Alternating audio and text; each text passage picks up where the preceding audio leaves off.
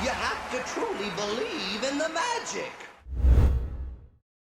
What's up, Magic fans, and welcome back to another episode of Penny for Your Thoughts, the Orlando Magic UK podcast. My name's Mikey. As always, I'm joined by the elder statesman of the team, Mr. Bacon. How are we, Biffa? Very well, my friend. Thank you. How's yourself? Good, All good? All right, mate. All right. Good.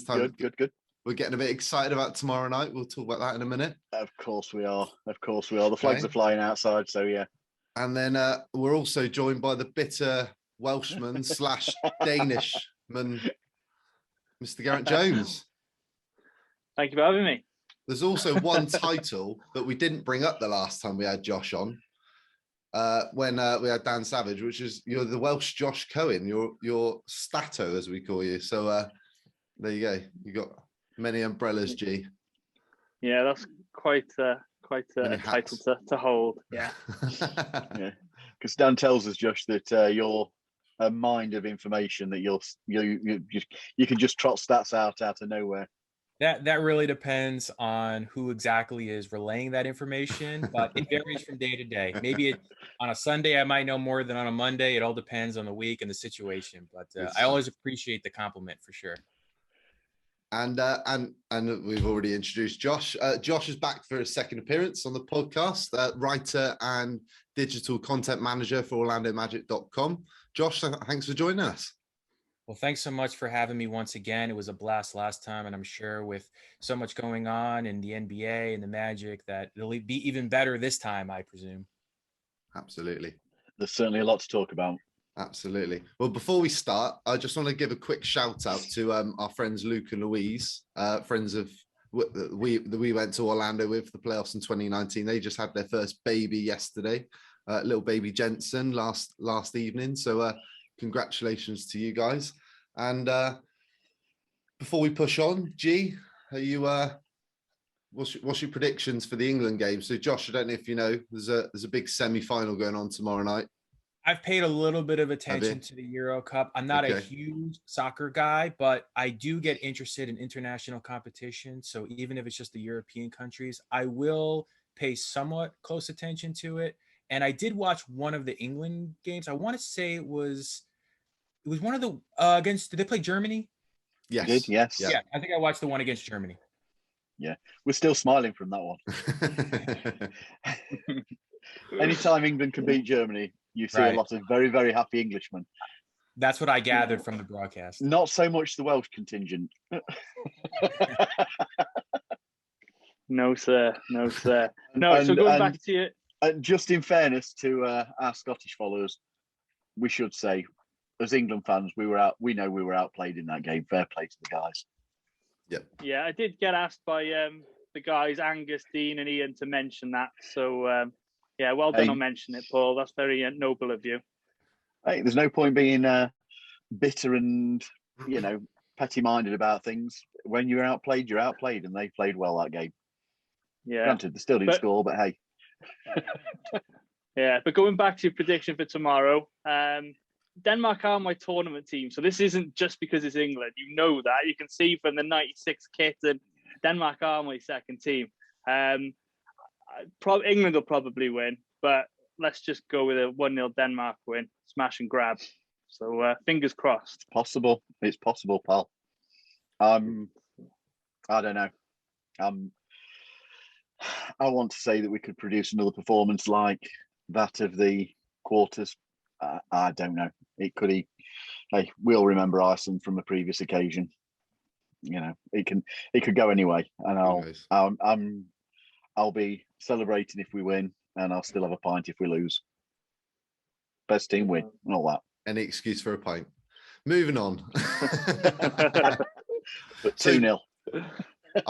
I think we'll win by 2 goals as well. But there we go. We'll see. So, Josh, the last time we had you on was back in March. First question: How glad are you the season's over? Well, obviously, it was a fairly long season, even though it was technically a shortened season, 10 games fewer than it normally would be. But with all the injuries and all the situations that occur throughout the year, it was somewhat relieving, but it's always bittersweet because I love NBA basketball. I love when it continues. It would be great if we could have continued on through some playoff basketball as well. But we're looking ahead to the future now. There's so much to get excited about as far as the draft, and there'll be a summer league this year, and obviously a new coach. So I feel like there's so much positive on the horizon, and I'm just looking forward to seeing how exactly it plays out. Again, after a few weeks after we had you on the show, the front office made the decision to enter a rebuild, full-on rebuild. So what are your thoughts on where we are as a roster and how we stand, how we're set for moving forward? I love the moves for a variety of reasons. And the number one thing, and I brought this up on other shows and writings that I've done, to me, there's a false narrative out there. And that is that there's a belief that the team that nets the best player in the moment wins the trade all the time. And it's so far from the truth. We've seen so many times in recent years that the team that actually is considered the sellers go on and essentially win the trades down the road. I mean, for example, and these are marginal cases, but think about the Jimmy Butler to Minnesota deal from a few years back, right? Now, Jimmy Butler is a great player, essentially a perennial all-star with a few exceptions here and there. And he's done a great job in Miami. But when he went to Minnesota, he was there for a year and a half. They did go to the playoffs the 1 year, lost in the first round in 5 games to Houston. And he really didn't do that much for the organization ultimately.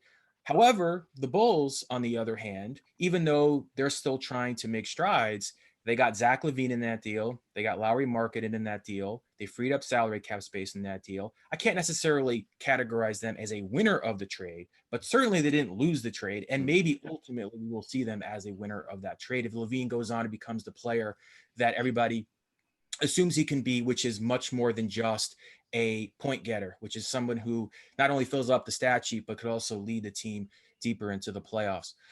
Think about, and I know Chris Paul's having an unbelievable ride to the NBA Finals, but when he went to Houston, that trade gave the Clippers not only guys like Montrezl Harrell, Lou Williams, Patrick Beverley, but it freed up the salary cap space. They were able to then go and sign Kawhi Leonard a couple years later. They were able to trade for Paul George using all the assets they had. So there's another one. Think about the Boston-Brooklyn deal back in 2013.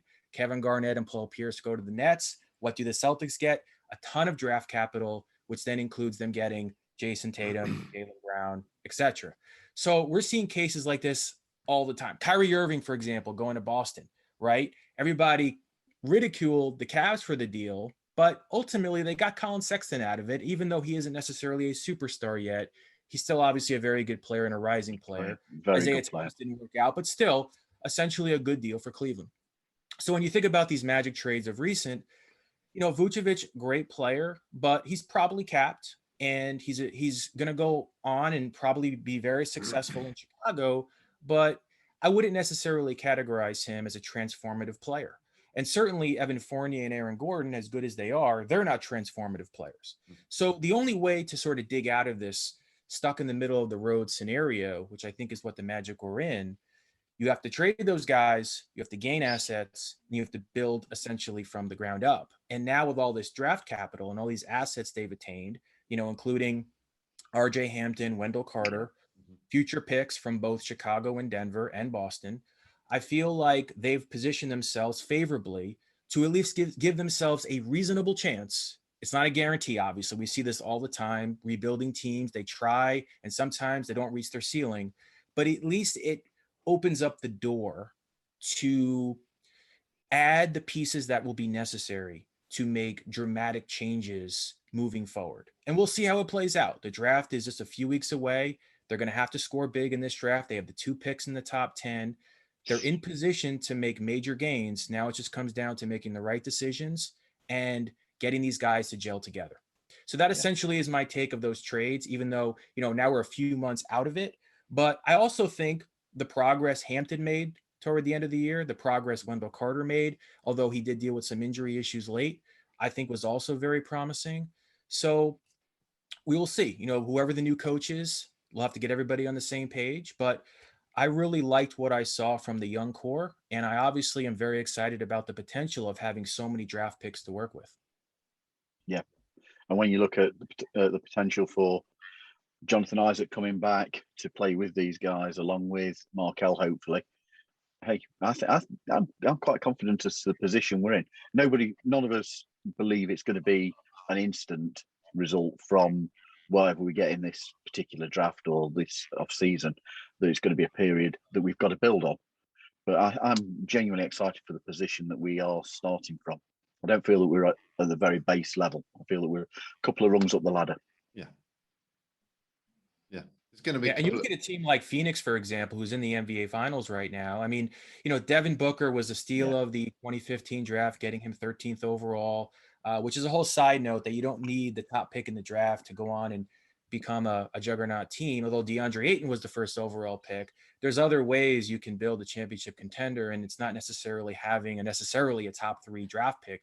But they're a case of building from the ground up, making quality trades, drafting quality players, getting the right coach in. Monty Williams completely changed that program. Yeah. And now obviously they're in contention for the title, being in the finals. So they're just another one of the many examples that you don't need to necessarily go out and sign, superstar free agents to build a powerhouse, which I think is what Phoenix is becoming. Yeah, sweet. Well, the Magic have got a few big weeks ahead of us. We've obviously got the coaching search going on as things stand. So just a bit of a roundup. So the Magic are still one of 3 teams yet to hire a new head coach, along with the Pelicans and the Wizards. Last week, we chopped the podcast on Wednesday, and the same day, Penny Hardaway announces on Instagram that he's going to remain as Memphis head coach. So last week's big segment was a waste of time, but it was all right. It was all good. It was fun. It was fun. It was good fun. It was good fun breaking it down. So really the big news this week, Josh Robbins of The Athletic announced that Wes Unseld Jr. is a serious candidate for the Magic head coaching job. Jamal Mosley, who's the assistant coach for Dallas Mavericks, has also interviewed for the Magic job. And I saw, I don't remember who the reporter was, but there was a tweet yesterday. They reckon he's also one of the serious candidates for that job as well. Somebody who apparently has really good ties with Luka Doncic, and is a bit of a player's coach. So that's really the main noticeables. Obviously, the LA Clippers got eliminated from the playoffs, and there's been some rumors whether the Magic might bring in Kenny Atkinson. There's nothing said on that at the moment. So we sit and wait to see what happens with the Magic job. So yeah. Yeah, so Josh, the Magic, as we record, haven't appointed a new head coach. In your opinion, how important is it for the Magic to appoint the right coach for the rebuild? Yeah, I mean, it's critical. We saw, even when the Magic hired Steve Clifford, it was drastic, the changes that he was able to make, going from where they were in 2018 to where they essentially ended up by the time he was gone. So I think that it makes a major difference. We're seeing that essentially throughout these playoffs as well. I mean, think about Atlanta. Yep. They had Lloyd Pierce for a while. He's a good coach. I think he's probably better suited as an assistant. But when they made the change to Nate McMillan, it dramatically changed their program. It, I would say, reversed their tendencies, because they were never known for necessarily being a defensive-minded team. But I think McMillan instilled some defensive principles that completely turned around their mentality. And Clint Capella arguably could have been Defensive Player of the Year. I mean, he wasn't at the level of Rudy Gobert or Ben Simmons, but I think he was in the conversation. And that really started when McMillan took over. The same thing with a guy like John Collins. John Collins was never known for being a defensive-minded, oriented player, but I think with McMillan, he was put in the right spots. I think he was able to use his athleticism more. His IQ, I think, improved. I just think overall he became a more suitable defender and was able to switch and guard in different situations. Even Trae Young, who obviously is considered a liability on defense, I think improved somewhat toward the end of the year. And I think, again, McMillan played a big part in that. So I already touched on Monty Williams in Phoenix, the changes that he's made for that organization. So yeah, it's very important. And I still believe firmly, no matter who they select, it's all going to come down to the defense. We're seeing it year after year after year. People are constantly, this is another one of those false narratives, by the way. I mentioned this on another program. There's a belief out there that nobody plays defense anymore. And I think couldn't be further from the truth. Since 1996, and this is a stat, this is a fact, there have only been 2 teams to win the championship that did not rank in the top 10 in the regular season in defensive efficiency. One of them ranked 11th. So if you even want to wipe them out, you can. That was the Warriors of 17-18, and they were considered arguably the greatest team of all time. So they did rank number 1 in defense in the playoffs. So you might want to just eliminate that one from the mix. But the only other team that didn't rank in the top 10 in defensive efficiency during the regular season that went on to win the title was the 2000-2001 Lakers, arguably the best playoff team of all time with Shaq and Kobe in that group.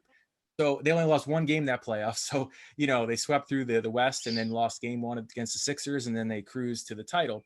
So essentially every year we're seeing defense be at the pinnacle of importance, and it shouldn't be any different moving forward. And I truly believe, and I think this has been the mentality of the Magic for as long as since I've been working there, starting with Stan Van Gundy, even when they had Jacques Vaughn, certainly through a guy like Scott Skiles, Steve Clifford, Frank Vogel as well. We saw what Frank Vogel has done with the Lakers, turning them into one of the best defensive teams.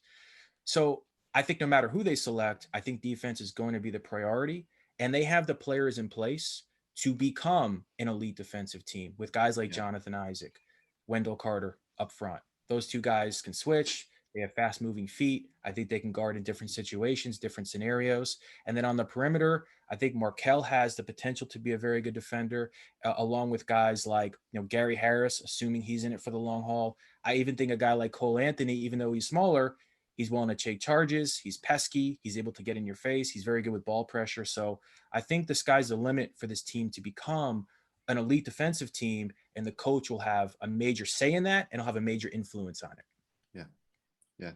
I know you're not allowed to mention names, but when you look at some of the names reported for this Magic job, defense seems to be one of the main sort of factors that they're really good at. And also they've got a lot of experience in the league as a whole, really. So Josh, once the Magic gets a new head coach, I just want to know the procedure when it comes to assistant coaches. So how are the assistant coaches recruited? Does the new head coach identify a few, and do they sort of have a chat with the team, sort of get an interview in conjunction with the team, or do they just bring their own people?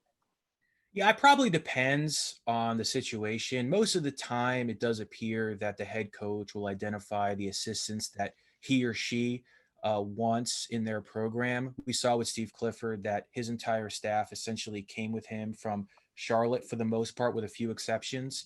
So I wouldn't be surprised if something similar happened like that with the new coach. I think that it's important. We talk about camaraderie and chemistry between players. I actually think it's just as important for coaches to have that same chemistry and same camaraderie, because if you think about it, they're spending so much time in the film room together. There's going to be a lot of debates, a lot of arguments, and it's important for them to all be on the same page. There's nothing worse than a room filled with people who all have their own beliefs and their own perspectives of how things should work. And so I firmly believe that it's most important for the head coach to have a major say, if not the full say, in who his or her assistant coaches are going to be. And they probably discuss that with the president of basketball operations, in most cases, or general managers. I would imagine it goes through the entire system before it's finalized. So from my understanding, that the head coach will essentially have his pile, or have his or her pile of candidates in place, and then it will get approved by, upper management or whatnot. But I think generally speaking, the head coach will bring in the people that's best for him or her to work with. Cool. It's an interesting point, because you have to look at there's a whole element of trust involved as well. You look at how Steve Clifford was relying on the guy sat there with his screen watching the game, 4 seconds delay for the challenge, and just turning, are we doing this? There has to be that trust and belief there amongst each other as well. So yeah, it's a real good point. Yep. So moving on to the NBA draft combine, which wrapped up last week in Chicago, where league executives, scouts, and agents all got a chance to see some of these prospects in the upcoming draft showcase themselves on the court and interviews. James Bouknight was one of the players that seemed to be getting a lot of buzz with some of his videos of shooting the ball and things like that. I think it was Josh Robbins, or it was reported that Scotty Barnes, Keon Johnson, and Jalen Johnson all interviewed with the Magic at the draft combine. So and they're all sort of the sort of players that might be in and around where the Magic pick. So Josh, without placing any sort of issue with what we've already talked about off air, in media circles, what sort of players do you feel like maybe increased their draft stock or gave themselves maybe a different perception after the draft combine and maybe up their value a little bit? Yeah, one guy that I think is a little bit off the radar, but I do think he's improving his stock is Josh Christopher from Arizona State. Okay. He also played with Marcus Bagley, who's another player in the pool. But Christopher's a pretty unique player. Apparently, he's gotten some really good guidance from James Harden, who formerly went to Arizona State. And he has, I would say, a very all-encompassing offensive game. He's got really good footwork. He has an improving touch when he drives to the basket. Not a great outside shooter yet, but I do think he's improving. He ended the year, if my memory serves me correctly, 12 of 27 from three, but he started really poorly. I think he only made 3 of his first 23s, but then he finished really strong from deep. He has really good size. He's about 6'6", so I do think he can guard multiple positions. He's not known for his defense, but I do think he has a chance to blossom in that area over time with more development. But what I like about him is his self-creation. Like, he can actually pull up off the dribble. He can get all the way to the basket. He's willing to draw contact. And it's for him, as it is for most young players, a matter of shot selection. Shot selection is a problem for most of these guys. They have a tendency to, even in the combine, it was noticeable. They force up shots when they have contested defenders or 2 defenders coming at them and making the right play. I've talked about this before. Playmaking is more important than scoring. I firmly believe that's an opinion. It's not a fact, but I firmly believe playmaking is more important than scoring, which is why, it's a very contentious argument. But I've said for a long time that, before all the injuries to Brooklyn, who was the better player on that team? Kevin Durant or James Harden? And most people would obviously say Kevin Durant because he's such a scoring, he scores in bunches and he scores so effortlessly. It's pretty remarkable what he's able to do. But I think a case could be made that James Harden actually, at least during the regular season, was the best player on that team because he's more of an all-encompassing player. He's got the playmaking is second to none. He's got amazing vision. He's got amazing instincts, and he could score if you need him to, even though he's not as efficient as a guy like Durant. Kind of a hot take. I'm not definitively saying that I think Harden is better than Durant. I'm just saying that a case could be made based on what I view as most important, which is playmaking. But those are all-time great players, so that's a separate conversation. But yeah, Christopher is one of those guys that I think has the potential to kind of bloom into a very good playmaker and be just a good enough of a scorer to be all around impressive. Another guy that I really like, he actually didn't perform at the combine, so it's a little bit off topic, but I really think he needs to be viewed more closely, and that is Chris Duarte from Oregon. First off, guys that have come from Oregon tend to do very well in the NBA. We've seen Dylan Brooks with Memphis have some success. Chris Boucher with Toronto, he had a great year. Peyton Pritchard with Boston, looks like he's going to be a really good player. So I think he's someone to keep an eye on. He is how I would describe him is he is super efficient. So when you're comparing, let's say, Josh Christopher to Chris Duarte, Christopher is much less efficient, right? He's more of an acrobatic scorer in the sense that he's got better footwork. He can kind of wiggle around. He can step back. He can give you a few fakes, rise, and launch. While Duarte, to me, is much more basic, but he's such a high IQ player. He knows the right spots to find. And like I said before, he's so efficient. He shot a really high percentage from both inside and outside the arc. So we're talking about a really good 3-point shooter. So someone who spaces the floor. He lacks burst and explosiveness, but he makes it up with solid moves. And again, a very effective and efficient approach at getting to the basket or kind of just staying back and knocking down threes. And then more important than that, he's a great defender. He was considered one of the best defenders in the Pac-12, and he was named, he won the Jerry West Award, which goes to the top men's college basketball shooting guard. So Duarte is someone that I really think is impressive and has a chance to, I think, go higher than people project him to go. I'm sure he'll be a first-round pick regardless, but we'll see how that plays out. I think some others, Sharif Cooper has been getting a lot of attention lately, and I think that's deserved. His his vision is amazing. I mean, he's arguably, you can make an argument that he's the best passer in this draft, in the sense that his instincts, the way he gets up and down the court, he's got pretty good speed. And when he gets into the lane, he sets his teammates up for good situations. He can drive and kick. He can get all the way to the basket. His problem is he can't shoot right now. I mean, he's just not a good 3-point shooter. So that's going to be something that he's going to have to work on, as it is for most of these guys. But he went to Auburn, and I think has a chance to be really good in the NBA if he finds the right team, the right situation, the right coaching. And so those are 3 guys that come to mind. There's probably a few others that I'm not mentioning. I think Bones Highland is someone else that's been getting a lot of attention. Kind of a lanky, score first mentality guard that I think could be pretty good in the NBA. So these are just guys that I thought either had a good outing at the combine, or simply have done enough the last few weeks away from the combine to rise up the ladder a little bit. Do you think teams? Go on, Mikey. Sorry, I was going to say, do you think teams are valuing the draft combine more this year, more than ever, because of COVID and not being able to go and see a lot of these players play in person during the normal season? Yeah, probably. I mean, I would imagine all the testing that's done, whether it's like the shuttle run or the vertical leap and all these different measurements that are done at the combine, is being viewed a little bit more closely than in the past, because that was kind of essentially missed out on a year ago. And I think probably some general managers felt like they didn't have that necessary material to make the best possible decisions that they can make in the draft. So yeah, I do think that the combine will serve as a major tool for all the general managers to go the direction that they feel is best. And, like I mentioned before, there were a few guys that stood out above the rest at the combine, and then others in individual workouts, at least based on what we're hearing in reports, are looking really strong and looking even better than they looked at the college level or the international level or even in the G League.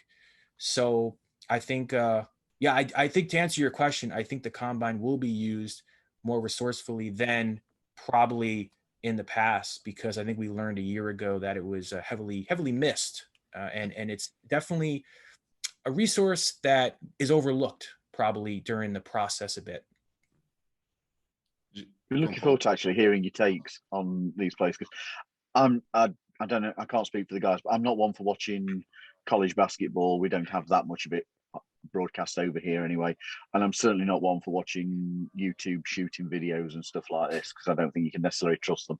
So to hear your takes on some of these guys has been really interesting. I know we're going to come on to more about the prospects in a moment, but something I've got to ask you is, and this isn't about giving names, because we are aware of the restrictions that you are under, but as we look at the roster that we have at the Magic at this moment, what would you identify as the team's most immediate need to address in the off season, whether that's through drafts, trades, or free agency?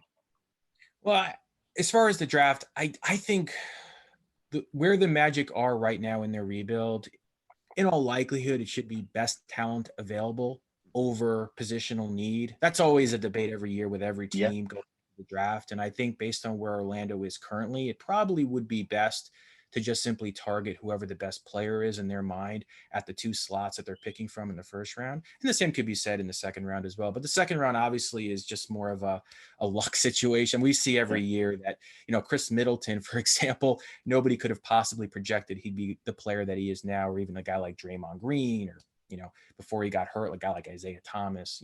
These are just randoms. But, the first round, I do think best talent available makes the most sense, unless you're picking late in the first round and you just come off a major playoff run and you already have enough of those, star level players on your roster to work with. So from a draft standpoint, I definitely think just simply best talent available is probably the way to go, but there could be a few exceptions. And probably one of those exceptions is if there's kind of a tie in talent, where then you say, well, we have all these guards in place, so should we go with a big? Or we have bigs, whether it's Wendell Carter or Mo Bamba, and we need more, versatile defenders on the wings, or we need a scoring forward, or whatever the case may be. So I think it's kind of multidimensional, especially with a team like the Magic right now, who I think are in need. I think it's fair to say they're in need of a lot, even though they have a lot of young players, but none of those players are locks to be with the team long term. So we're still trying to figure out who the cornerstone pieces are going to be, who the franchise stars are going to be. And it's very possible down the road when we look back, the players currently on the roster may end up being those guys. We don't know yet. It's too early to tell. So I think at this stage, probably you throw stuff at the wall, you see what sticks, you go from there. I don't think it necessarily matters if you have too many guys at one position. It may create some degree of animosity if one guy is getting more playing time than another and they both feel they're on the same level. That could happen, and that has to be figured out by, the coach and upper management. But I think that essentially, once you figure out who your best players are, you could work from there and work around them, and then fill in the gaps from there. And that's what we see from every team. You get your stars, and then you fill them out with the right supporting cast, just like what Milwaukee's done. They hit the jackpot with Giannis Antetokounmpo, and then they figure out who the right supporting cast members are. They trade for a guy like Brook Lopez, space the floor, even though now he's back to, going on a low block a little bit. But obviously what made him most effective in Milwaukee was his spacing. And you have your ISO scorer in Middleton. You trade for a guy like PJ Tucker, who's the versatile, hard-nosed, tenacious defender who can guard multiple guys. We saw against Kevin Durant what he did, even though Durant still was able to score a million, but Tucker made it hard for him. And then trading for Jrue Holiday last offseason, major upgrade from Eric Bledsoe. So you see how this kind of works, where you have your superstar guy, Giannis in this case, and then you get the right guys around him so that all the pieces fit together and the system works appropriately and properly based on what the coach is implementing with that team. And now, we're seeing it really closely, just how good the Bucks are when they're clicking on all cylinders. And I think it's, even though Giannis is hurt right now, we see how all the pieces fit together. And it's probably the main reason why they've been able to get all the way to the finals. Yeah. So according to most NBA rankings, there's a top five. There's like a clear top five with Cade Cunningham, Mobley, Jalen Green, Jalen Suggs, and Jonathan Kaminga. Without ranking them, can you sort of break down each of their games, strengths, weaknesses, and who you would probably compare them most to somebody who's already in the league? Sure. Well, Cade Cunningham obviously is getting the most attention, and I think he has a chance to be the next Grant Hill. There's a little bit of Jason Tatum in there because he has a very similar looking step back jumper. The form is very comparable. I don't think he's going to be as prolific of a scorer as Tatum because Tatum has a multitude of moves that allows him to create more space than Cade at this point. It could change because Cade is so young and he may develop that a more all-encompassing offensive repertoire as he develops. But his vision, his passing, he's 6'8", and so he can guard. See that he's being heavily compared also to Luka Doncic. I mean, maybe that's his number one comparison, and I probably should have emphasized that. Although Grant Hill is someone, who somewhat similar length, and the playmaking ability to me is kind of similar. But what he makes up with, as far as not having much speed and burst and explosiveness, he makes it up with creativity, craftiness, and footwork, which is what Doncic does so well. Like Doncic doesn't blow by guys based on speed. He's able to manipulate his defenders, get in front of them, get around them. His brain just seems so advanced from the competition, and Cade seems to show some of those same movements. So if as far as comparisons for Cade, Grant Hill, Luka Doncic, maybe even a little bit of Ben Simmons based on his transition play. Because Ben Simmons, I know he's getting criticized like crazy right now for not shooting, but, his transition game is arguably maybe the best in the league considering he's 6'10", 6'11". But I think Cade has similar movements in transition, and he's really good looking ahead. He makes some really sharp hit-ahead passes. And I think he's just got a complete game, both ends of the floor. He shot well in college. That was considered his weakness going into college, but he kind of silenced the critics in that area. But we'll see if the only thing with Cade is, will he be a prolific enough a scorer, right? We don't know if he can average 25 a game. Like, he should at least average 18. Will he be good enough of a scorer to be that like megastar? I think that's really the question mark with him. Moving over to a guy like Jalen Green, who is a true scorer. I mean, you're talking about a guy who has every move in the book, super creative. Shot creation is arguably maybe the best in the draft. And He's got good size, although he's got to put on more strength. I think he Yeah. only weighs 180 right now, even though he's 6'5". I think you're looking at a guy like Zach LaVine. Bradley Beal, although he's a little taller than Beal, the movements are similar. He's got the step back. He's got speed. You know, he's explosive. He gets all the way to the basket. I think he'll be willing to draw fouls, although that wasn't necessarily that visible in the G League. I just think you're talking about a true scorer. I think the problem there, or simply the unknown, is can he do anything else at a high level, right? Can he defend at a high level? Can he play make at a high level? Will he get his teammates involved at a high level or at a high rate?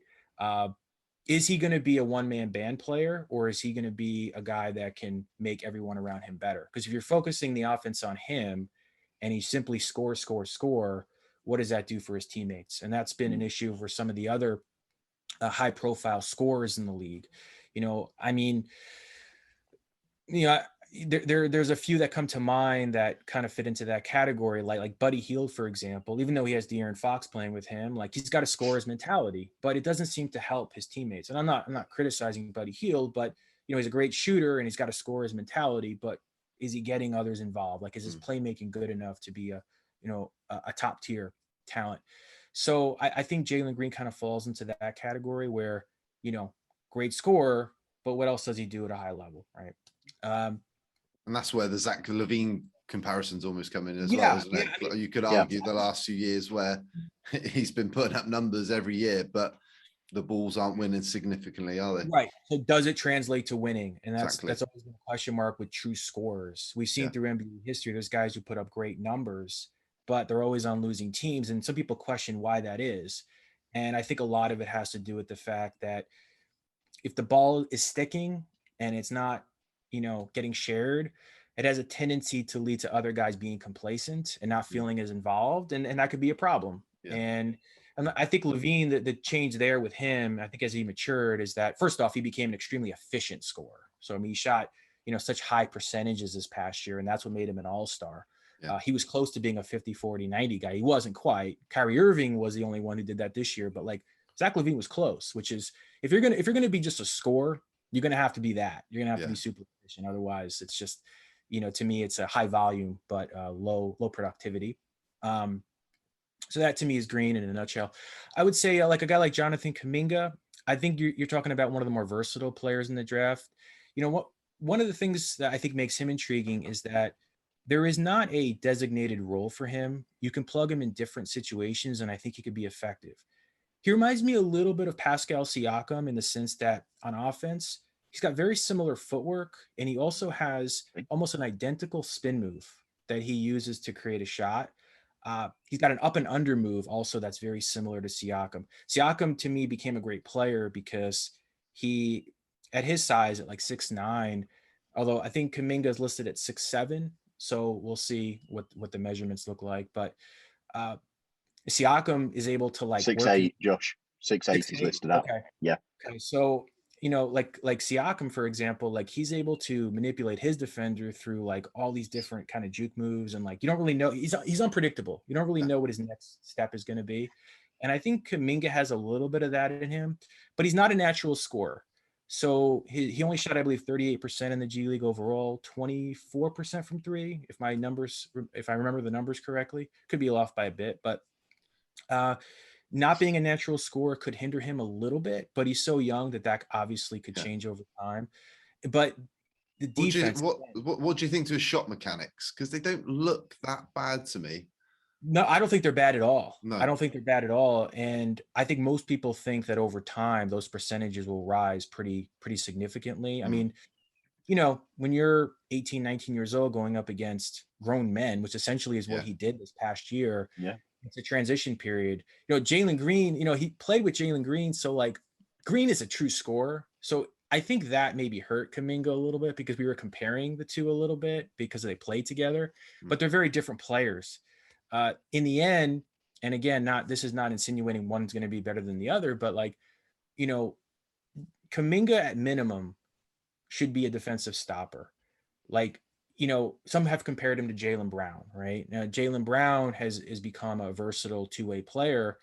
And remember, when Jaylen Brown was at California in college, he didn't shoot high percentages. He didn't shoot well from three, but with the work, And with the proper coaching and being in the right system, he improved immensely in that area. Now he's actually a high level 3-point shooter and a shot creator. So I could see some of those similarities to guys like that. And yeah, I think he's very impressive from a length standpoint, overall size, versatility. If you need him to guard a point guard, he can do that. He could switch and pick and roll. He guards in space. He guards on the island. He can stay in front of guys. I think it's very hard for opponents to zip by him and dribble penetration. I think in isolation, he could be effective against different types of players. Like if you need him to guard a guy like Trae Young, now Trae Young, he'll get in front of you, use his hip and draw a foul. Kaminga is going to have to learn those kinds of habits with guys he's guarding. But I also think he can guard all the way up to fours. You know, he's got to build his body, but there's no reason to believe that he can't guard a guy like Siakam or, more traditional fours, whether it be like, Kevin Love or, Blake Griffin, for example, even though those guys are past their time, but just more traditional fours or guys who stretch the floor, for example. I think he did have a problem from what I saw in contesting threes. Yeah. So he'll have to learn that aspect of the game, but his length should give him an advantage. And can you see a little bit of, say, Aaron Gordon, his versatility, being able to defend more? I don't know. Is that a good comparison? Yeah. I think that's fair. I mean, I think Gordon is more of a freak athlete. I think he's more of a high riser. I don't think necessarily Kaminga is someone that's going to blow anyone away with his vertical leap. I mean, he can obviously jump, but I think Gordon, as we've seen with the Magic and then certainly in dunk contests, he's a unique, type of player in the sense that his agility and his athleticism is so off the charts. I think Kaminga plays a little bit less, I wouldn't say he plays completely below the rim, but I think he's most effective kind of being a little bit more methodical. Gordon, I think, tried to be methodical, but it wasn't, that's not favorable. Run up and down. Like he needs to be running at full speed, catching lobs, and because we saw when you put the ball in his hands, he's not as effective, right? He doesn't have the efficiency. He doesn't have the shot creation. I think Kaminga has a little more of that. I think Kaminga could be a much better shot creator, and efficiency is going to be one of the main issues. And then again, I just think he could be an elite defender, Just looking at his stats for the season, they're not awful, are they? Averaging 17.9 points and seven odd rebounds and 1.1 on the steals, blocks. He should be able to fill up the stat sheet because he can dip his hand in different categories. And importantly, if he's playing high level defense, that'll also lead to potential on the offensive end as far as transition points, breakaways. And so he also plays at a nice speed. He's not going to take plays off. He works hard. He is someone that's going to cut backdoor, for example. Like he's not going to stand still. So unlike true ISO scorers, he's someone who can score playing off the ball, where he can cut, he could slash, he could be the roller and pick and roll inside or pop if he develops the 3-point shot. So, and I think he's more than willing to draw contact, get to the line. So yeah, he's got a lot of potential. And then the other two, Jalen Suggs and Evan Mobley. I'll try to go quick with them. I know I went a little long-winded with the other three, but Mobley, I think there's a little bit of fear with taking bigs high because some of the recent ones haven't necessarily panned out. Although DeAndre Ayton is finally starting to come into his own. But when you look at a guy like Marvin Bagley, who's always hurt, there's like some fear there. You take a guy like him before Luka Doncic. It's a little painful right now for Sacramento Kings fans, but Mobley's unique.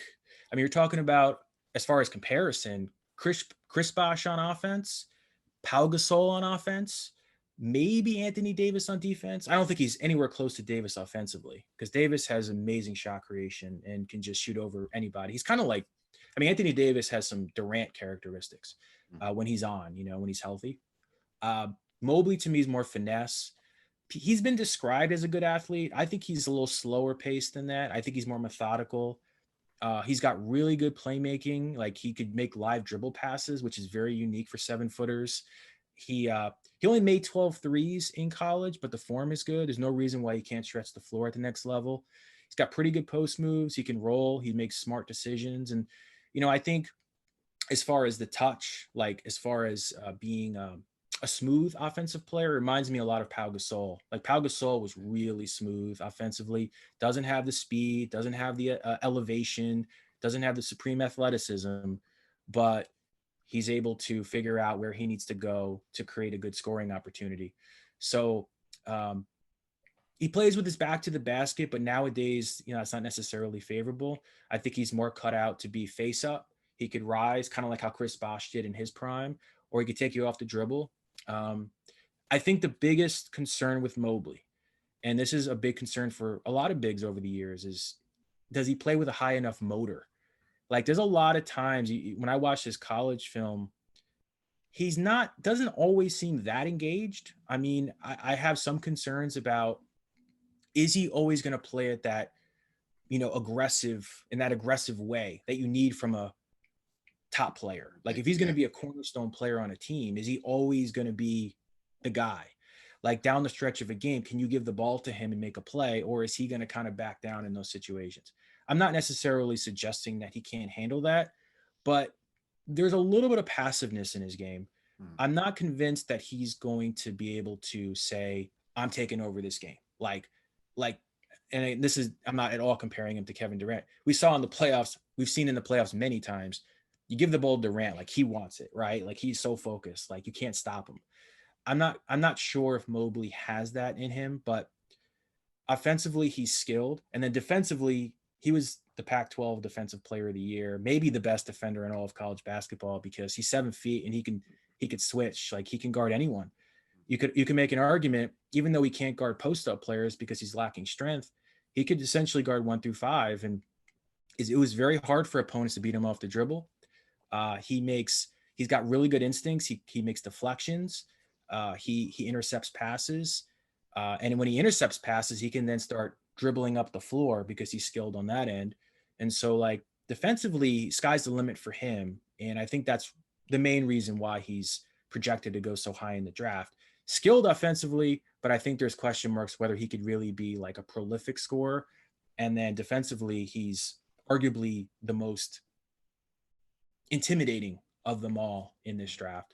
And then Suggs, I'll say this, Suggs to me is the best game manager that I've seen in this draft as far as orchestrating an offense. He's really good in transition, amazing athleticism. The guy was a high-level quarterback in high school in Minnesota, and he probably could have played high-level college football, but chose basketball. He makes great passes, makes great reads. I feel like he's best case scenario, he's a more athletic Chris Paul in the sense that you can run a team around him and he'll make quality decisions every time down the floor. And he's super unselfish. I've really heard a lot about the Chauncey Billups comparisons, which I think is kind of similar because they're great game managers.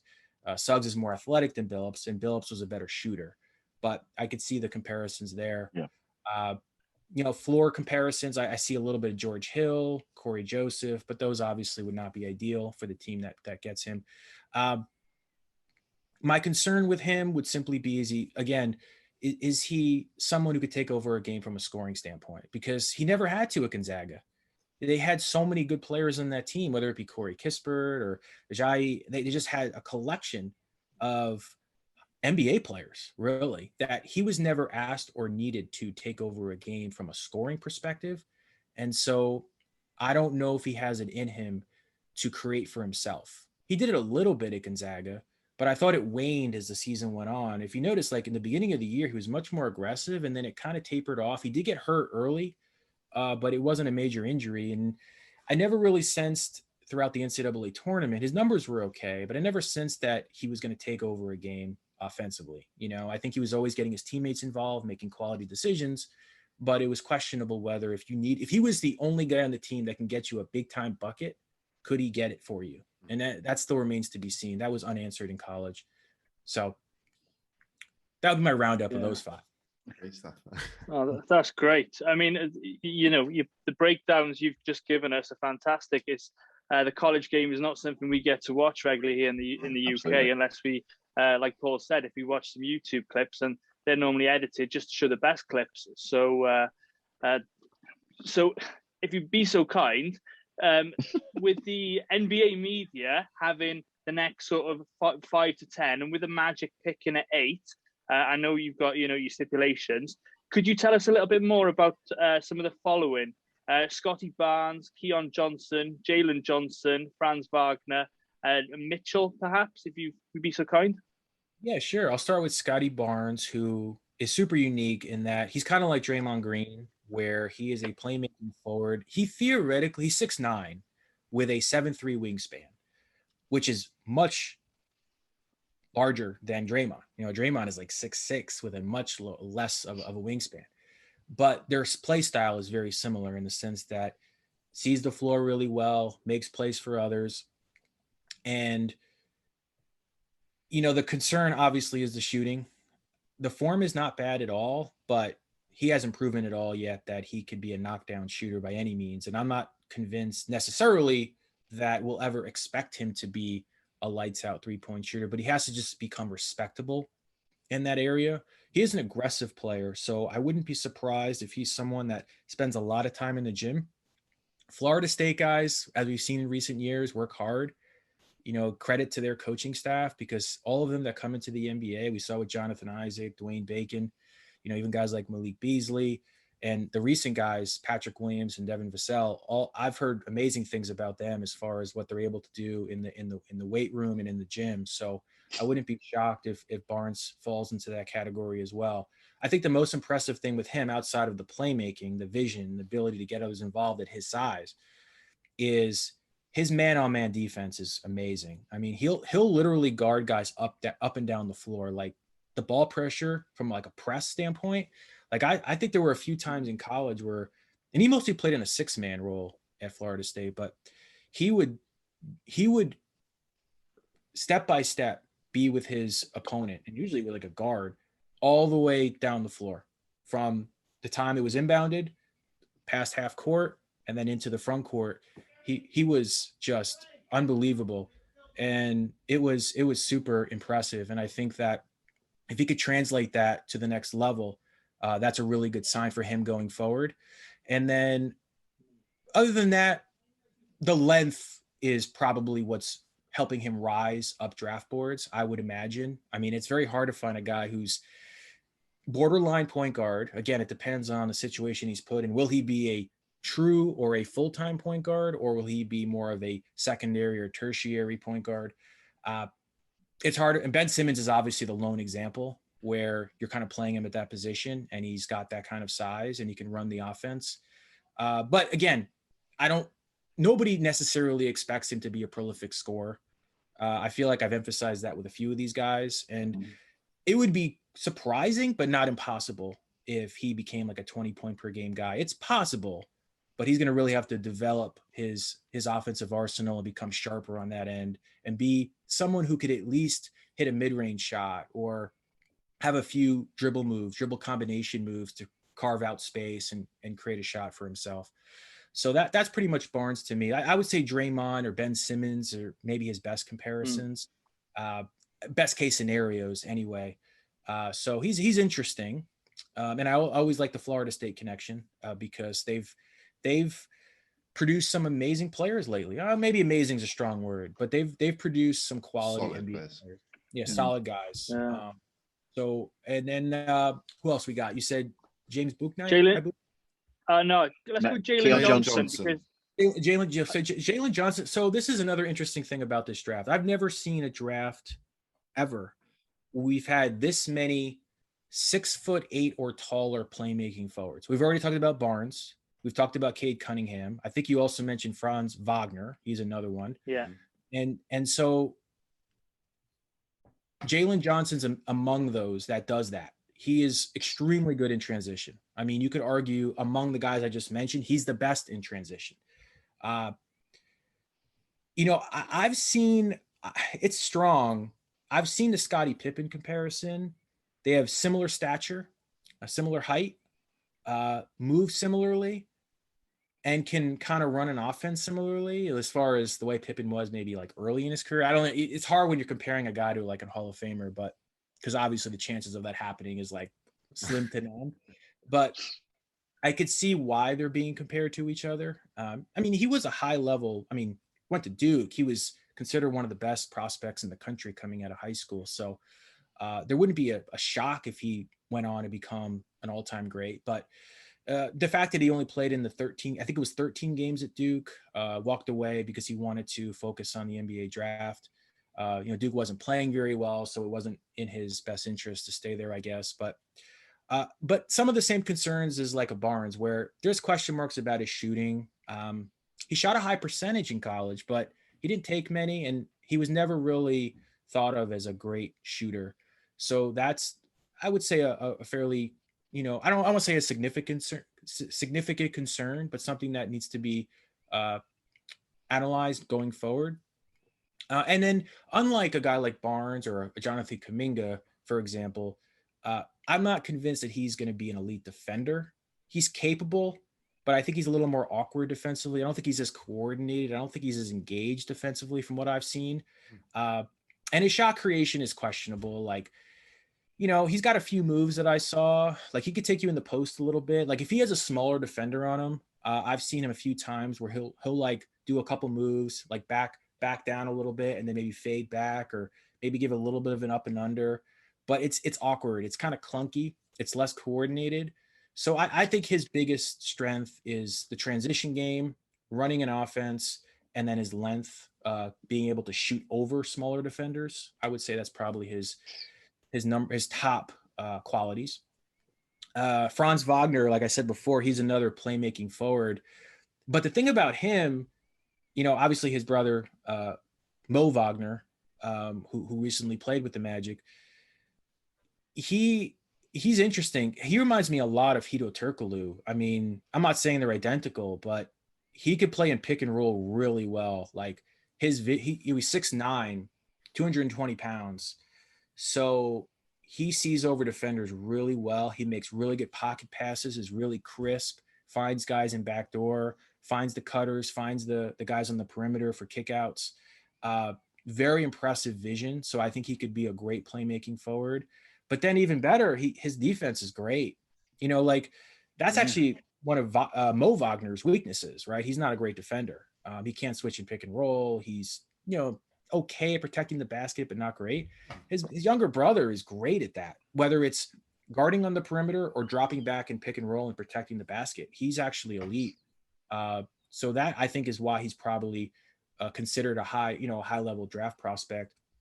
He only shot 32% from three, but it's an improving 32%. He seems like he's headed in the right direction. I would say the problem with Franz Wagner, he's very slow, right? And Turkoglu was like that. Like, Turkoglu didn't have speed, but Turkoglu read the defense. He manipulated the defense, and he had the right pieces around him in Orlando, especially with Dwight Howard, Jameer Nelson, Rashard Lewis, for him to capitalize on his strengths, because you can't expect him to score a lot.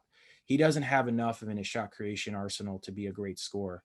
But he could be an all-around guy if he's got the right pieces around him, and be a great playmaker and throw it up for lobs, get into the paint, kick out. Like, I just think he's smart.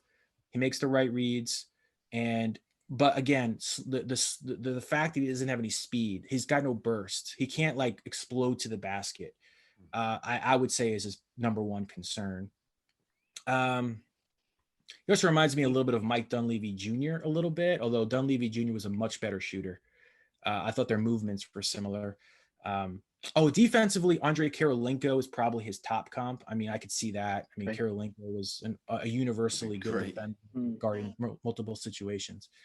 So who were some of the others? The last two are Keon Johnson and Mitchell from Baylor. Okay, so yeah, Keon Johnson is the true explosive athlete. I mean, I think he ranked number 1 in the vertical leap at the combine. He jumps out of the building. I mean, he's really unpolished. He's a project. There's always the guys you talk about going into the draft. Who are guys who are going to step in right away and make an impact, and who are guys that, you got to give them time. He's one of those guys. I would assume you got to give him a lot of time. He had gotten hurt in college. I'm sorry. He had gotten hurt in high school. So he was Mr. Tennessee basketball his sophomore and junior year, and then got hurt his senior year. So a little bit of a setback. And then he played the 1 year at Tennessee and was okay. But he's, I think, considered high on people's draft boards because of potential, not because of what he necessarily did in college. He was okay. I think he's a little bit like Isaac Okoro with a little bit less length, because his defense is really good. He's really good on ball defense, applies a lot of pressure. His length is pretty good. The question there is, like Okoro coming out of Auburn, does he have enough in his offensive arsenal to make an impact on that end?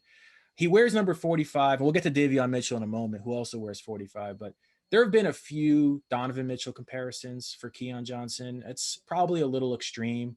I'm not sure he has quite the offensive movements that Donovan Mitchell has, but sometimes when you're watching them, you could see a few comparisons, but I think he's more of a defensive prospect than he is an offensive prospect. But we'll see. He's like I said, he's unpolished. He's really raw, but I think he has a chance if he can develop the outside shot, develop more in his offensive repertoire. And then finally, Davio Mitchell, who, arguably the most improved college basketball player in the country last year at Baylor, transferred from Auburn after his freshman year and then played 2 years at Baylor. Nobody saw this coming because I don't think he was on anybody's draft boards before his what would have been his redshirt junior year. Prior to his junior year, his 3-point shooting was poor. Always a great defender. I mean, like with Keon Johnson, his on-ball pressure is incredible. He's been compared to Drew Holiday, Marcus Smart, because his defense is what his calling card is. He smothers you. I mean, it's relentless. And that's him and Jared Butler, obviously, in their backcourt. But that's the main reason they won the national championship, is that they were able to smother every single opponent. We saw it even against Gonzaga in the title game, Houston in the Final Four, and Davio Mitchell had a big impact on that. It's just very hard to create space when he's your defender, kind of like how it is with Marcus Smart. He's kind of a bulldog, gets in your face, very tenacious, a lot of intensity, plays with the right desire, the right determination. So the offense is the big question mark. The comparisons are out there to Donovan Mitchell. There's even been some jokes about it because on the court they look similar, but it's tough to. I mean, he could transform into that, but he's going to be 23 at the start of the NBA season. So if he was 19, 20, he very well could be a top 5 pick, and maybe he will. Who knows? But the fact that he's turning 23 is probably what's alarming for general managers. Has he reached his ceiling because of his age? It's possible. But the fact that he went from, I want to say it was like 31% from 3 his sophomore year to 45% from 3 his junior year, if my numbers are correct. I think those were right. You guys can look them up, but was stunning. Like, nobody saw that coming. Like, he's a really good pull-up shooter. So he's always had that in his arsenal. Like, he could do it 1 or 2 dribble pull-up and be very efficient. He was one of the most efficient pull-up jump shooters in the country this past year. And it really showed throughout the NCAA tournament. So, he's interesting, but his age is probably his number one concern, along with the fact that we don't really know if he has the explosive offensive game to be a prolific scorer. He is a really good, I wouldn't call him an elite passer by any means, but he does see the floor pretty well. But he is a bad free throw shooter. I think he shot only maybe 64% from the line or something like that last year, which is bizarre when you're shooting 45% from 3 and only 60-something% from the line. That's a little bit of a concern as well. But he is willing to get to the line. He's got a strong body. He's passionate. He plays with the right zest, and he's willing to get into the paint and make plays. So, again, as all of them are, a very interesting prospect, and we'll see where he lands in the draft. Cool. Thank you for that. That's amazing insight. Amazing insight. Insight. I try to spend as much time as I can, studying all these players and getting the best, insight I can give for myself, just watching as much footage and games. And, everybody sees something a little bit different. Like I've watched other people compare certain guys and I'm like, I don't quite see that. Or they said something that I didn't see. And I'm like, oh, I can understand that. You start to pick up things as you go. And I feel like just watching as much as you can, I feel like helps. And I'm sure that's what all the front office men and women do in these NBA organizations. Yeah. Well, there's other names we haven't touched on, like James Bouknight, Sengun, Josh Giddey. If I had to ask you for one sleeper pick that might not even be in the top, might not even be a top 5 pick, it might be one of the names you've already mentioned, who would you say that might be my guy long term?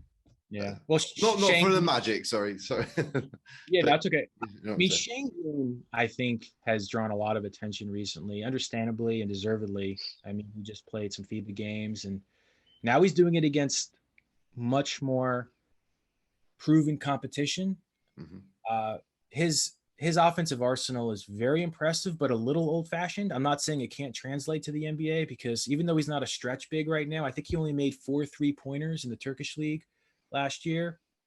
I think he's ultimately going to be at least a respectable outside shooter, but his footwork on the low block is very advanced for 18 years old. Great roll game. Like, he rolls to the basket hard, can finish, very efficient. Again, against weaker competition out in Turkey, but he's shown the flashes. Probably the concern there is the defense. He has not proven at all yet to be a rim protector or somebody that can guard in space. So that's a big question mark. Who are some others that I think could be sleepers on draft night? Trying to think of somebody worth mentioning. I don't want to just throw out a name. Maybe I'll go through my quick list here and see. I want to point out the right guy instead of just randomly picking a name, because I haven't thought quite about that yet. I'm still kind of the early phases of determining who I think could be someone maybe in the second round that could go on and become a solid NBA pro. It's that diamond in the rough, like that diamond in the rough. Devin Booker or There's so many Manu examples. Ginobili. Giannis, Kawhi, Paul George. Yeah. Okay. Well, he kind of fell off a little bit during the college season, but I still would not give up on him. That's Zaire Williams out of Stanford. And I know I've mentioned a lot of Pac-12 guys on this show, but and I have no rooting interest in the Pac-12, but it just so happens. So Zaire Williams coming into the college season was supposed to be a top 10 pick. I mean, he's borderline 6'10", has a great shooting release. His mechanics are great. He struggled in college. He didn't shoot the percentages everybody thought he was going to shoot. Stanford, really wasn't as good as everybody thought they could be. Granted, it was, a shortened season and everything, but he was a high-level prospect coming out of high school, and I don't think he quite lived up to that potential. But, when you're 6'10", practically 6'10", and you have the shooting mechanics that he has, and he has some good movement, like laterally, like he can dribble left or right, pull up. And even though he wasn't knocking them down consistently at Stanford, if that changes, he's going to be a problem. Like, I don't know if anybody can guard that shot. I mean, theoretically, like, one of the reasons, and again, I don't want to compare these guys to Hall of Famers or perennial all-stars, but, when you think about a Kevin Durant or even like a Paul George, their length and their efficiency, you can't guard it. It becomes an unguardable problem. I'm not sure if Zaire Williams is still a first round pick. I mean, he might be. I would think some team might take a chance on him, maybe mid to late first round, if not in the early part of the second round. But he's intriguing to me because of his body composition, his projection coming into college.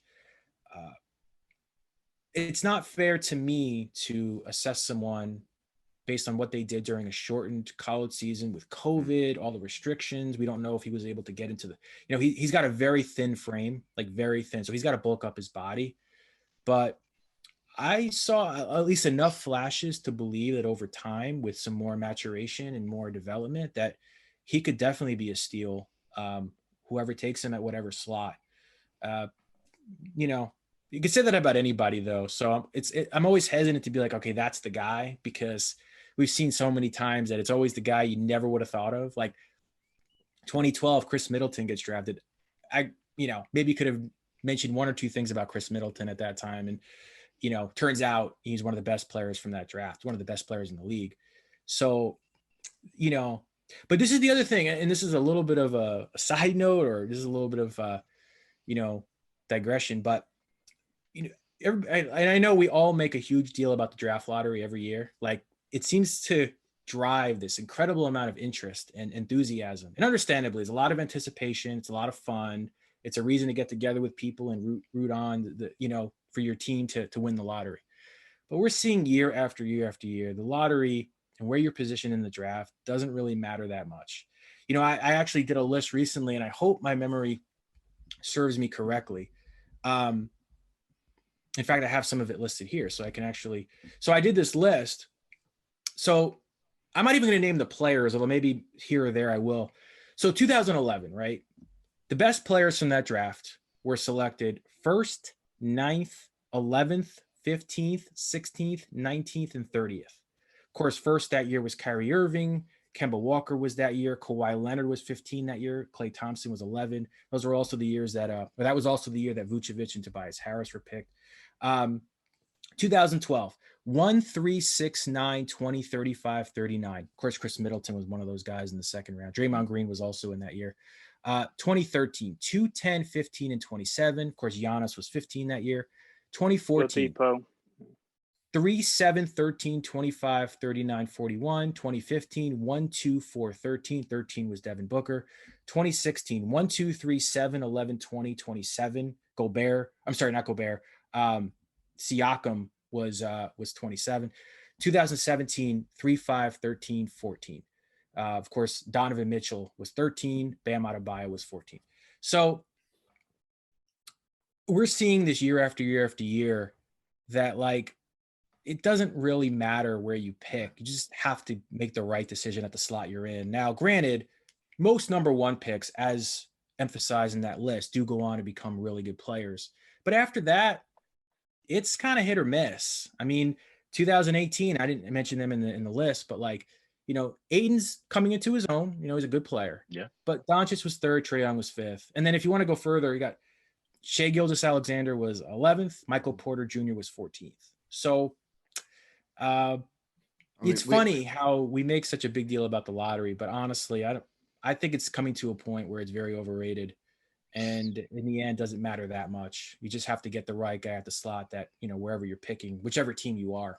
Yeah. So anyways, that's a little bit of an off-track thing. But we've had the same conversation the last few weeks. Okay. Exactly. I'm not the only one then. Yeah, because I get it. Like, it's a reason to get excited about. Like, and again, great for Detroit. And maybe whoever they pick goes on and becomes an all-time great, superstar, Hall of Famer, But, like, in the end, the best player from the draft could be the 33rd pick, right? Which is, the second round where the magical pick. Where, we just don't know. And years later, we'll find out. And it's just good to have. And like you were naming number one picks. I mean, I said this last week. You can name, for every number one pick that worked out, there was another one that didn't. And you think Anthony Bennett and Andre Bargnani, and do you know what I mean? The list goes on as well.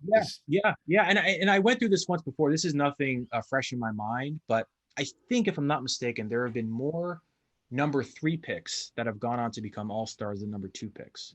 Now, with all that said, percentages suggest that, yes, it's more likely to have get an all-star at like 6 than it is at 11, right? Or just based on the collection, if you throw it all together.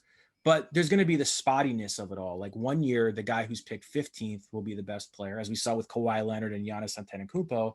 And then other years, the 15th pick, you'll never hear from him again, right? So it's very spotty and unpredictable.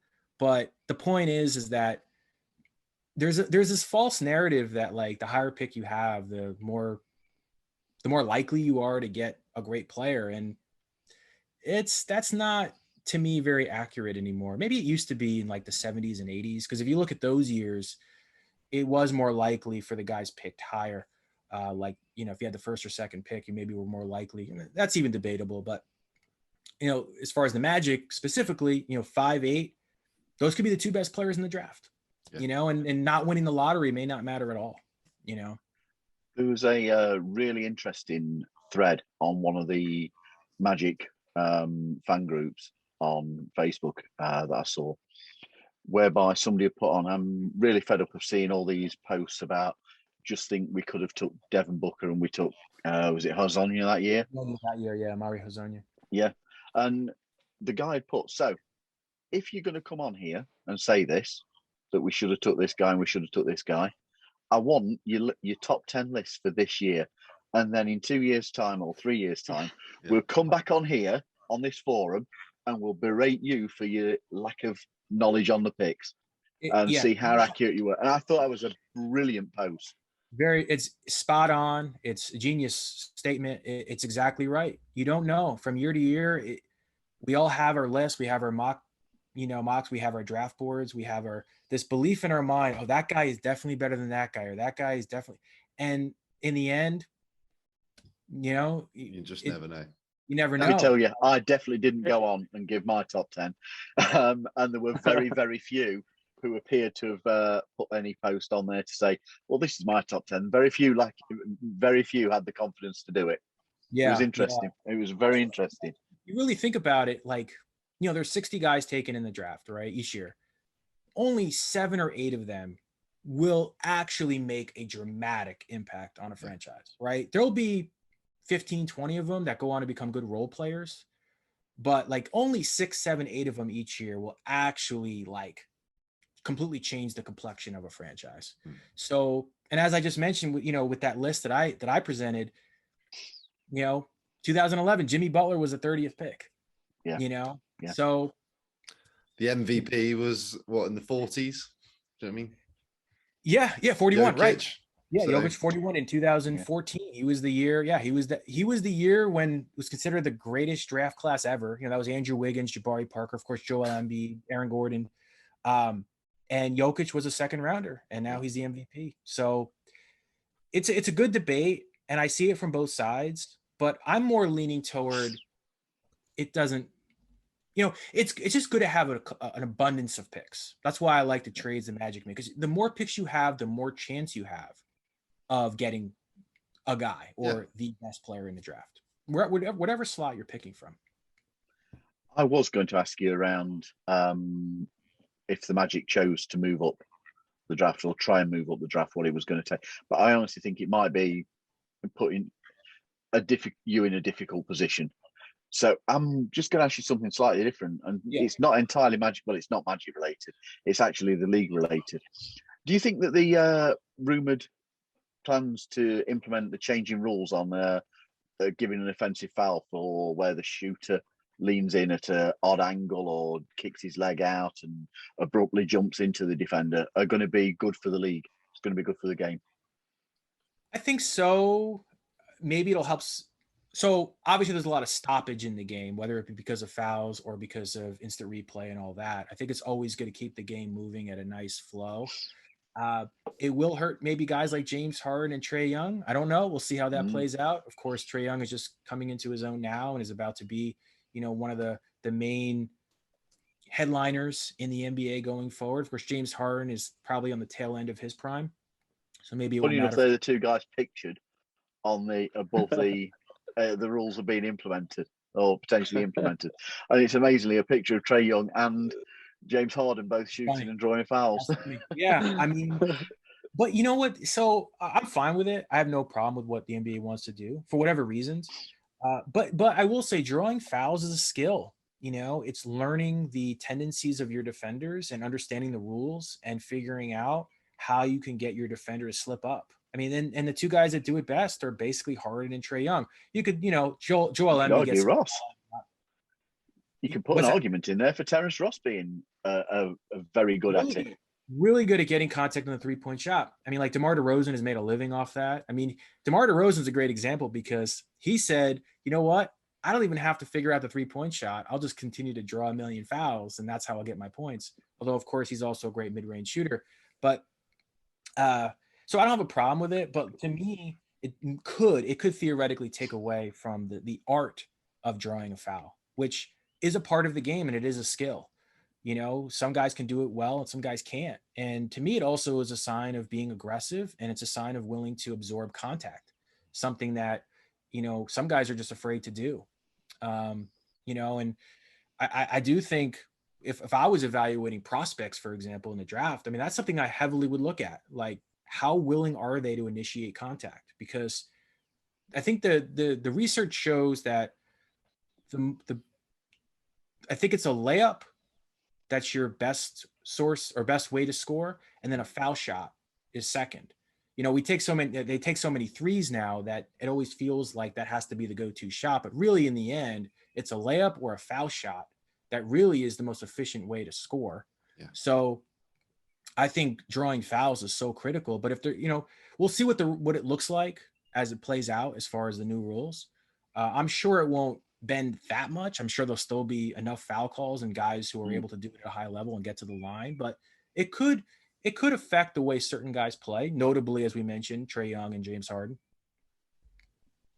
I just wonder, because obviously you were talking so much about when we were talking about the coaching side of things, the notion that defense isn't played now. And is it are these rules allowing defense to come back into a little bit more? Maybe. I'm sure that's part of the philosophy and part of the mindset of what they want to do to make some of those kinds of changes. I mean, we did see all-time scoring this year, and obviously the three-point shot is being taken at a level that we've never seen before, and it continues to go up and up each year. But as I touched on earlier in the show, I think it's a complete false narrative to say that nobody's playing defense. I actually firmly believe, based on what I'm seeing with my eyes, some of the best defenders of all time are playing currently. Yes, by and large, there's a lot of guys who don't play defense. That's no secret. But the best ones, and again, we've already touched on him, and I know he's been getting tons of criticism from fans and even media and whoever else. But Ben Simmons' defense is so elite. Like it's too early in his career. He's 24, going to be maybe 25 soon. But based on the way he played defense this year, just on a single season level, I'm not sure there's 10 better defenders than him all time, right? I mean, he was obviously runner-up for Defensive Player of the Year this year, but I'm not convinced that you can find me 10 players in NBA history that had a better defensive season than him. A guy who can guard in every situation imaginable, 1 through 5, switch in everything, stay in front of his defenders, block three-point shots, chase down blocks, guard in the post, everything. I personally think he should have won Defensive Player of the Year. As we saw, Gobert got exposed a little bit against the Clippers when he had to step out into the perimeter because, Gobert is a more traditional defender. He's a rim protector. He alters shots. I mean, that's what he does. And he doesn't foul too much. But when you put him out on the perimeter, it's a problem because he doesn't move his feet that well and he's not accustomed to it.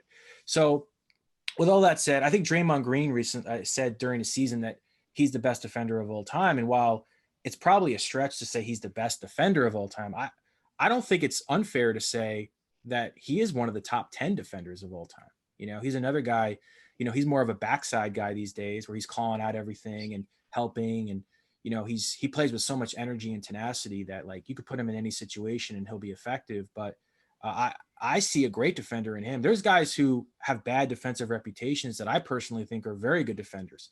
I mean, I think his teammate, Andrew Wiggins, has become a very good defender. Yeah.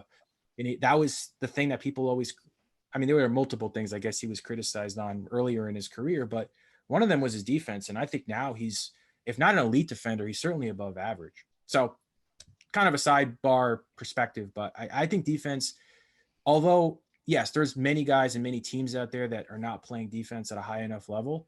I think there's enough of them out there where it would be unfair to say that nobody's playing defense because, and even in these playoffs, I mentioned earlier how only 2 teams since 95 have not ranked in the top 10 in defensive efficiency during the regular season that won the championship. Well, we're going to have another top 10 defensive team this year because Phoenix was 6th and Milwaukee was 9th. Yeah. And Milwaukee the last 2 years was number 1. So if you want to put it all together, they've been a top 5 defensive team the last 3 years, essentially, if you average them. So no matter who wins, we're going to see it again. And that's why when I talked earlier about the Magic focusing on defense, like like look at Portland. We all rave about Damian Lillard and CJ McCollum and their high powered offense. But when you're 29th in defense, what is that going to do? You lose in the first round. That's what happens. Sacramento has all these great offensive players, but they're 30th in defense and they can't make the playoffs because they just don't defend. Teams that defend at least give themselves a chance. So, yeah. We mentioned the Bucks. We've got the Bucks versus the Suns tonight. Game 1 of the NBA Finals, which I believe tips off at 2 a.m. for us in the UK. It does. Yep. How do we see this series playing out? I'm gonna go to G first because I haven't heard from you tonight. No. Well, I'm gonna stick with my pick from when we were predicting before the playoffs started. I went with the Suns to win the West, although I had them to play the Nets in the final and Brooklyn to win. I didn't see them tripping up, which they did. So I'm going to stick with the Suns, with Phoenix winning in 6. I was going to go Phoenix in 5, but Giannis, I read earlier, might be suiting up tonight. So, Phoenix in 6 and probably the MVP for Chris Paul. That's my pick. Cool.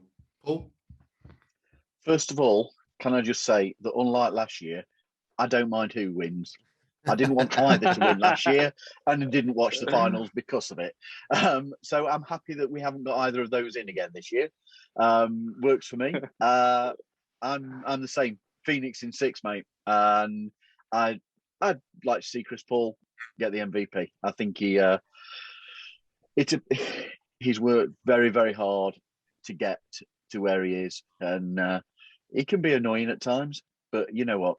The guy deserves some success. More power to him. So, yeah. How'd you see the series playing out then, Josh? This is tough. I mean, obviously, a lot of it hinges on Giannis's health. Mm-hmm. I know right now he's listed as questionable for Game 1 while we're having this show. So we'll see if he either plays or what he looks like if he does play. I think if he's at full strength, and he probably won't be at full strength, but if he was, theoretically, I definitely think the Bucks would be in my estimation, the better of the two teams. But because of his health situation, I guess I got to go Phoenix too. I'm torn here because I think all around I personally think, again, with Giannis, the Bucks are the better team. So, but that's saying it if Giannis was 100%, and I'm not convinced he's going to be. I mean, that seemed like a pretty bad knee injury when it happened against Atlanta.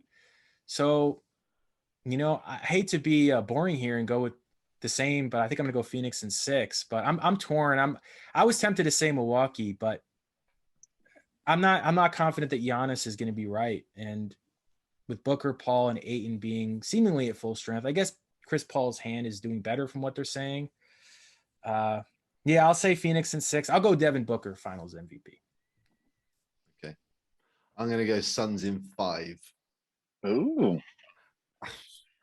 Just to be different, or do you actually think that? Yeah, I like being different, but I just think I'm surprised Giannis is even questionable the way he went down in that game. Yeah. So it was horrendous viewing when you looked at the angle that the knee went at. It's amazing he's not done something more serious. And I think even if he does come back, I think we might see. And you look back at the Hawks series with Game 6. Trae Young, although he played, you could tell he wasn't close to 100%. And I think even if Giannis does come back, I don't think we're going to see the player that we want to see in the finals. So I think that's the only thing that might just sway the series and make it a little bit more one-sided. But we shall see. But I'm super impressed. 2 different teams there. Who was it that had Phoenix in the finals before the playoffs started? Because that's impressive. I know that 2 seed, but that is an impressive prediction. Because, I mean, most people had the Lakers beating them in the first round. Now, granted, Anthony Davis got hurt, but still, I think most people thought that they had almost no chance of beating the Lakers, let alone getting all the way to the finals. I think I had Utah making the finals before the playoffs started. But that's a great – and it would have been Brooklyn-Phoenix if, obviously, Harden and Kyrie were hurt. I didn't get any of the last 4 correct. Didn't get any of the last 4 correct. I think I had Jazz Lakers and Sixers Nets. Yeah. Yep. Well, in fairness, I got to shout this out. My brother, who's an OKC fan, he had Atlanta. Yes, he did. He had Atlanta winning it all. But at least they got to the conference finals. So props to him on that. Wow. I thought Atlanta were fantastic to watch. Great spirit amongst their team. They just didn't know when to lay down. I think the fact that they weren't healthy during the regular season made them a little bit more of a surprise in the postseason. We touched on it earlier on, the change of coaching and what that guy has done for that team. amazing job. And he's just got a 4-year deal out of it. So yeah, there we go. Yeah, good stuff. Right, guys, that's it. That'll do us for this week. Josh, thank you for coming on again. Yeah, we appreciate all your insight, and you've certainly filled us in with a lot more knowledge ready for the draft in a couple of weeks. So we'll see how it shakes out. One little plug for Josh. I know you've been putting up on OrlandoMagic.com. You've been doing strengths and weaknesses and breakdowns on some of the draft prospects. So make sure you go and check out Josh's work over there. For the latest news, follow OrlandoMagicUK.com on Facebook, Instagram, and Twitter. Subscribe to the podcast on Apple, Google, Spotify, and YouTube. And make sure you visit our website, OrlandoMagicUK.com. So, guys, until next week, go Magic.